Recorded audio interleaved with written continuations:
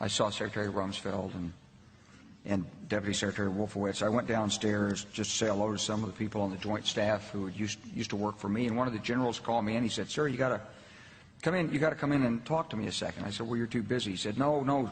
He says, "We've made the decision. We're going to war with Iraq." This was on or about the 20th of September. I said, "We're going to war with Iraq. Why?" He said, "I don't know." He said, "I guess they don't know what else to do." So I said, "Well, did they find some information connecting Saddam to Al-Qaeda?" He said, No. He says, "There's nothing new that way. They've just made the decision to go to war with Iraq."